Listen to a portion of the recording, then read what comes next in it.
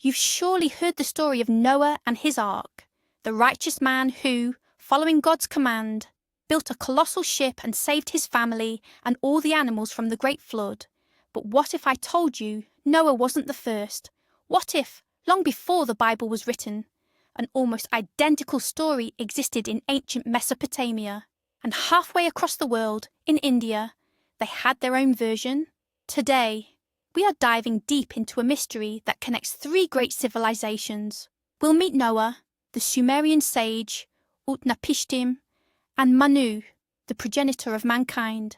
We will dissect their stories and try to answer the ultimate question: why did all of them, separated by thousands of miles and centuries, write about the exact same event? Is this a mere coincidence, a case of borrowing, or something far more profound? Myth or historical fact? Let me know what you think right now in the comments, and let's get started. Before we begin comparing our heroes, let's establish the sources. Noah's story is known to us through the book of Genesis, the first book of the Old Testament. The text is widely believed to have been finalized around the 5th century BC. Utnapishtim's history is far older. It forms part of the famous Epic of Gilgamesh, the greatest literary monument of ancient Babylon. The most complete versions of the epic, inscribed on clay tablets, date back to the 13th to 11th centuries BC, but the legend itself is even older.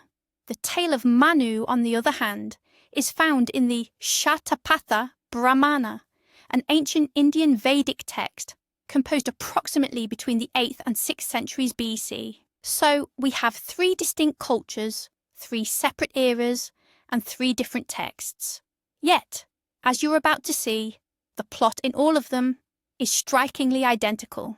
We start with the oldest version of all, the Epic of Utnapishtim. Picture ancient Mesopotamia, the city of Shurupak.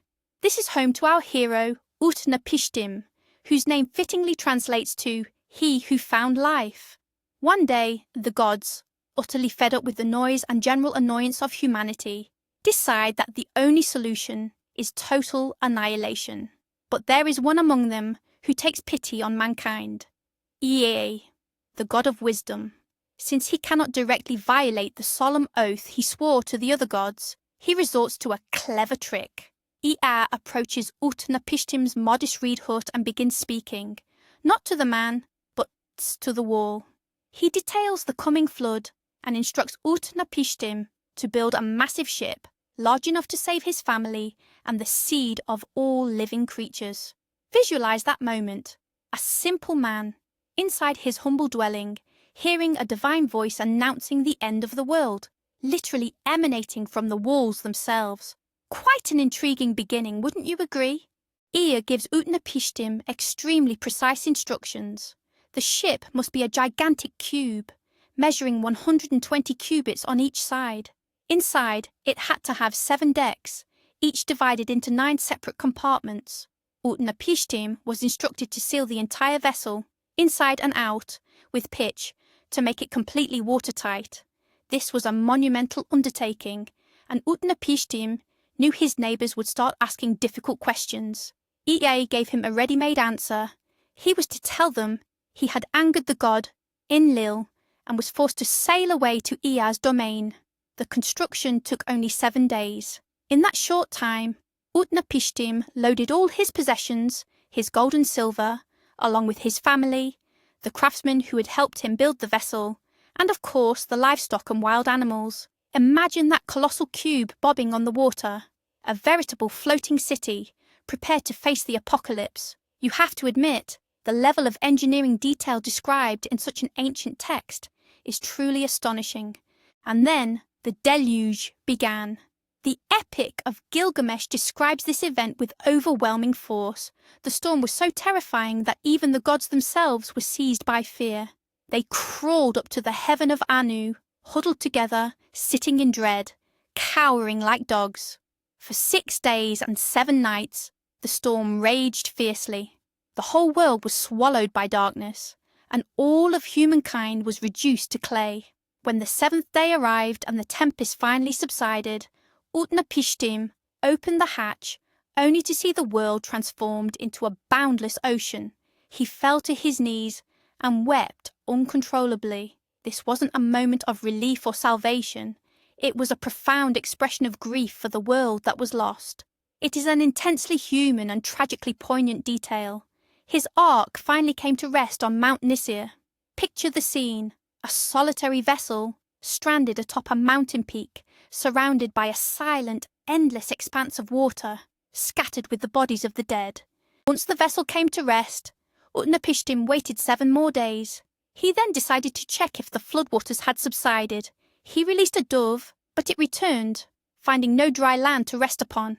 Next, he released a swallow, and it too returned. Finally, he released a raven.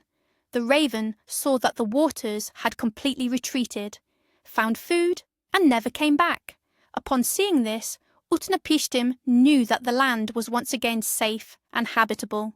He exited the ark and offered a great sacrifice to the gods. This is where a fascinating detail emerges. The gods, having starved without human sacrifices throughout the flood, gathered like flies above the offering. While they were generally pleased by Utnapishtim's survival, the god Enlil, the one who initiated the flood, was absolutely furious that anyone had managed to escape. Eventually, the god Ea convinced Enlil to relent. As a reward for his steadfastness, Utnapishtim and his wife were granted the gift of immortality. This powerful account, rich in drama and specific details, will now serve as the foundation for our comparison. Now let's turn our attention to the world of the Bible and the story of Noah. Here, the cause of the flood is fundamentally different. It is moral in nature. God sees that the wickedness of man was great in the earth, and that every imagination of the thoughts of his heart was only evil continually. Humanity was drowning in sin, and God regretted that he had made them. But amidst this universal corruption, he finds one righteous man, Noah. There is no council of multiple gods, nor is there any trickery or scheming involved. Instead, there is a single God, making a morally justified, though terrifying, decision. This is the crucial distinction. While the Mesopotamian gods wipe out humanity simply because they found them annoying, the biblical flood is an act of divine justice, a punishment for sin, but also a means to cleanse the world, paving the way for a new beginning led by a righteous man. Just like Utnapishtim, Noah receives explicit instructions. God tells him, "Make yourself an ark of gopher wood, make rooms in the ark, and pitch it with pitch inside and out." The dimensions are also provided, although they differ significantly from the Babylonian measurements: 300 cubits in length, 50 in width, and 30 in height. This structure is no longer a cube, but an elongated ship, much closer to what we envision as a modern vessel. The ark is also designed to have 3 separate decks or stories. Noah must bring along his wife, his 3 sons, and their wives, and, crucially, the animals. But there is a crucial detail here. Unclean animals are to be taken by single pairs, while the clean animals must be taken in sets of 7 pairs. This distinction ensures that they could be sacrificed after the flood without wiping out the entire species. This is yet another detail highlighting the profound ritualistic and moral aspects of the biblical narrative. Now imagine the sheer, titanic effort required of Noah and his family, constructing this gigantic ark while facing the constant mockery of neighbours who simply refused to believe in the coming catastrophe. And then, the day of the catastrophe finally arrived. The Bible describes it this way: "All the fountains of the great deep were broken up, and the windows of heaven were opened. Water poured onto the earth for 40 days and 40 nights. It rose higher and higher, until it covered even the tallest mountains. All life on dry land perished. Only Noah and those with him in the ark survived." In stark contrast to the 6-day storm described in the story of Utnapishtim, the biblical flood was a far more prolonged and colossal event. The water rose for 40 days, and then covered the earth for an additional 150 days. The total time Noah spent confined to the ark amounted to more than a year. One can only imagine the psychological toll on those people, trapped inside a wooden box, constantly rocking on the waves above a drowned world. Ultimately, this is a story not only of divine wrath, but also of incredible endurance and faith. Eventually, the floodwaters start to subside, and the ark comes to rest upon the mountains of Ararat. And this is where we find another striking parallel with the tale of Utnapishtim.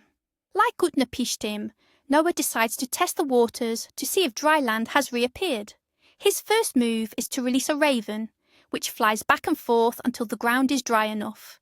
Next, he sends out a dove, repeating this release 3 times, with a 7-day interval between each attempt. The first time, the dove returns having found nothing. On the second attempt, it returns carrying a freshly plucked olive leaf in its beak, a clear sign that the waters had subsided and life was beginning again. The third time, the dove never returns, and Noah knows it is finally safe for his family and the animals to disembark. This entire scene involving the release of the birds is almost a word-for-word replication of the episode described in the Epic of Gilgamesh. The difference lies only in the species of birds used and minor details, but the core concept and the sequence of events are absolutely identical. The moment Noah leaves the ark, the very first thing he does is build an altar and offer a sacrifice of clean animals to God. And once again, mirroring the Mesopotamian myth, God smelled the pleasing aroma. This sacrifice establishes a new covenant, a renewed pact between God and mankind. God promises never again to destroy all living creatures with a flood. As a token of this promise, he places the rainbow in the clouds. Unlike Utnapishtim, Noah is not granted personal immortality. His reward is God's promise made to all of humanity. Instead, he becomes the progenitor of a new world, one cleansed of sin. This is where the biblical version concludes, a narrative that, as we have observed, features both fundamental differences in motivation and striking, sometimes shocking, similarities in detail with the much older Sumerian legend. Let's travel even further east now, all the way to ancient India, and introduce ourselves to Manu. His tale begins in a completely different way, not with a divine revelation in a dream or a prophecy shouted down from the heavens, but with a deeply personal and touching encounter. One day, Manu, who is considered the progenitor of mankind, was performing a ritual ablution in the river. As he scooped up the water in his hands, he found a tiny fish inside. The little fish spoke to him in a human voice, asking for his protection. It said, "Nurture me, and I will save you." Manu took pity on the fish and placed it into a jar of water. But the fish began to grow at an astonishing rate. Soon it outgrew the jar, then the nearby pond, and then the local lake. Eventually, Manu had no choice but to release it into the ocean. Picture this surreal scene: a man carefully nurturing a small fish that before his very eyes transforms into a creature of gigantic proportions. As Manu released the fish back into the ocean, it revealed a secret. It wasn't just a fish, but Matsya, the first avatar of the great god Vishnu. And Matsya had a dire warning. The fish god informed Manu that a great deluge was imminent, threatening to wipe out all life on Earth. Matsya commanded him to build a boat, but the subsequent instructions differed significantly. Unlike the precise detailed blueprints given to Utnapishtim and Noah, Manu received a more general directive: construct the vessel and simply wait. When the flood began, he was to board the vessel, bringing with him the seeds of all plants and the 7 great sages, the rishis. Crucially, the focus here shifts away from saving every animal species toward the preservation of wisdom, represented by the rishis, and the foundations of life, represented by the seeds. This emphasis deeply reflects the core philosophical and spiritual values central to Hinduism. When the deluge began, Manu followed the fish's instructions perfectly. He boarded the vessel, taking the sages and the necessary seeds with him. Raging waters seized the craft, violently tossing it from side to side. It was then that the gigantic fish, Matsya, appeared. Crucially, it bore a mighty horn upon its head. Following the divine command, Manu secured his ship to this horn. His rope, the cosmic serpent, Visuki, repurposed as a colossal binding cable. The divine fish then towed the vessel across the tempestuous ocean. This specific element is truly unique to the Indian narrative. Salvation here is not a passive wait inside a sealed ark, but an active, directed journey under absolute divine guidance. Visualize this powerful, cinematic image, a tiny vessel lashed to a massive, luminous fish, speeding through storm and chaos, a single, resilient island of order amidst utter planetary destruction. The Matsya avatar, the fish incarnation, guided Manu's ark to a high mountain in the north, widely believed to be the Himalayas. Once the floodwaters finally receded, Manu found himself the sole human survivor on Earth, accompanied only by the 7 great sages. To revive and repopulate humanity, he performed a sacrificial ritual. He poured offerings of clarified butter, ghee, curd, and whey into the waters. A year later, a woman named Ida was born from this offering. She became his daughter, and together, Manu and Ida successfully regenerated the human race. This story concludes not with a divine covenant or the granting of immortality, but with a powerful act of creation, a partnership or co-creation between man and the divine force. Manu transcends the role of merely the rescued individual. He literally becomes the father of the new humanity, the progenitor of all people in this new epoch. It is a profoundly symbolic ending. Now let's put all the pieces together and look at these striking similarities. First, the divine warning. In all 3 narratives, the chosen hero receives a warning about the coming disaster from a divine power, whether it's the god Ea, Yahweh, or the avatar of Vishnu. Second, constructing the vessel of salvation. The hero is instructed to build a ship, ark, or boat designed to survive the flood. Notably, in 2 of the 3 cases, they are even given specific technical specifications. Third, the preservation of life. The hero saves not just himself and his family, but the seeds of life itself, whether that means bringing animals, 2 of every sort, the seed of all life, or the seeds of all plants. The fundamental concept of preserving biodiversity is central to all 3 myths. Let's move on to the next set of parallels. Number 4, the global catastrophe. In every single story, they describe a deluge of such magnitude that it wipes out nearly all life on Earth. We're not talking about a local flood here. This is a true worldwide cataclysm. Fifth, landing on a mountain peak. Once the flood subsides, the rescue vessel docks on the summit of a high mountain, be it Mount Nishir, Mount Ararat, or the Himalayas. This dramatically symbolises the start of a new life, perched at the highest point of a world that has been completely purified. Sixth, the post-rescue sacrifice.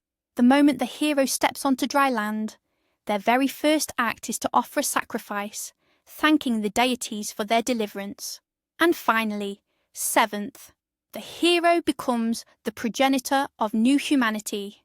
Whether it's Noah, Utnapishtim, or Manu, they all serve as the starting point for the new world. You have to admit, this sheer volume of identical details, found in cultures that supposedly develop completely independently, cannot possibly be a mere coincidence. So how do we explain this incredible similarity? There are 2 main theories. The first is the theory of cultural diffusion, or, put more simply, borrowing. As we've already established, the Mesopotamian version of the flood myth is the oldest of the 3. Mesopotamia was the cradle of civilization, a vibrant crossroads of trade and cultural exchange. It's highly probable that this powerful and dramatic story was passed down orally, travelling with caravans and merchants. As it entered other cultures, it adapted, evolved, and absorbed local beliefs and moral values. Thus, among the Hebrews, it took on a strict monotheistic and moralistic character, while among the Hindus, it gained philosophical depth and the concept of cyclical time. Imagine a map where this story, like a flickering light or a spark, is passed from one people to the next, changing its colour and form, but always preserving its core. This theory offers significant explanatory power. For instance, the sheer geographical proximity between Mesopotamia and ancient Israel makes the adoption of the biblical narrative almost undeniable. Many details, especially the episode involving the birds, are so closely matched that independent invention seems highly improbable. the link to India is less immediately apparent, yet trade and cultural exchanges between the Indus Valley and Mesopotamia were well established even in deep antiquity. However, this theory is not without its limitations. Flood myths, notably, aren't confined just to these three cultures. They appear in Greece, throughout the Americas, in Australia, and across the Pacific Islands. Essentially, they are found worldwide. While the specifics may vary greatly, the essential narrative framework, the destruction of the world by water and the survival of a small remnant of humanity, remains constant. Could a single Mesopotamian story really have travelled so extensively, reaching even the most isolated continents? This prompts us to consider a second, far bolder hypothesis. The second theory suggests that the flood myth is not merely fiction, but rather humanity's collective memory of a real historical event. What if our distant ancestors truly experienced some kind of global, or at least immense, aquatic catastrophe? What kind of event could that have been? Scientists have proposed several versions. One of the most popular theories is tied to the end of the last ice age, roughly 10 to 12,000 years ago. The melting of gigantic glaciers caused a dramatic and rapid rise in global sea levels. Entire coastal regions, precisely where the earliest human civilizations were beginning to take root, could have been submerged in what would be considered a very short span of time, historically speaking. To the people living at the time, this would have seemed like the end of the world. Imagine the ocean relentlessly advancing and swallowing up your land over the course of just 1 or 2 generations. That would undoubtedly have left an indelible mark on human memory. There is an even more specific hypothesis, the Black Sea deluge theory. Some geologists believe that roughly 7,500 years ago, the Black Sea was a freshwater lake situated well below the level of the Mediterranean Sea. As global sea levels rose, the salty Mediterranean waters eventually breached the natural land bridge, or barrier, where the modern Bosphorus Strait now lies. According to this theory, a gigantic waterfall, estimated to be 200 times more powerful than Niagara, gushed into the Black Sea. The water level is thought to have risen by 15 centimetres every day. Vast, fertile territories along the coast were inundated. The people living there were forced to flee, carrying with them terrifying memories of the deluge, memories which later transformed into myth. While this theory remains controversial, it offers a compelling explanation for why flood myths are so prominent and enduring in this specific region of the world, stretching from Mesopotamia all the way to the Mediterranean. So, what conclusion can we draw? On the one hand, we have compelling evidence that the flood narrative travelled from Mesopotamia, adapting and changing as it spread to other cultures. The striking similarity in details between the Epic of Gilgamesh and the Bible is simply too significant to be mere coincidence. On the other hand, the very notion that these ancient stories might be rooted in real historical events captures the imagination. Perhaps the truth lies somewhere in the middle. A genuine catastrophe, such as melting glaciers or the catastrophic breach of the Bosporus, might have sparked the very first oral traditions of a great flood. Then, in Mesopotamia, these traditions coalesced into a powerful and vivid myth. Thanks to the region's massive cultural influence, this narrative spread throughout the ancient world, eventually becoming the foundation for the flood stories we recognise today. Therefore, it's not simply a matter of borrowing, but the layering of myth upon a fractured or distorted historical memory. So, we have Noah, Utnapishtim, and Manu. 3 heroes, 3 vessels, 1 devastating catastrophe. We've seen just how profoundly interconnected these narratives are. They aren't simply 3 distinct myths. More likely, they are 3 variations of the same foundational, proto-story, filtered through the lenses of different cultures, religions, and eras. The key takeaway here is the realization that a story many treat as unique to their own faith is actually part of our collective human inheritance. It illustrates how our ancestors, regardless of geography, grappled with the most terrifying natural disasters and sought to assign them a higher meaning, the intertwined ideas of punishment, purification, and ultimately, rebirth. And the fact that we are still Analysing and retelling these accounts thousands of years later speaks volumes about their incredible enduring power. Thank you for watching all the way through. If you found this discussion compelling, please hit that like button and subscribe to the channel so you don't miss our next investigations. Now I'll leave you with the ultimate question. What do you think happened? Was it the epic diffusion of a single myth?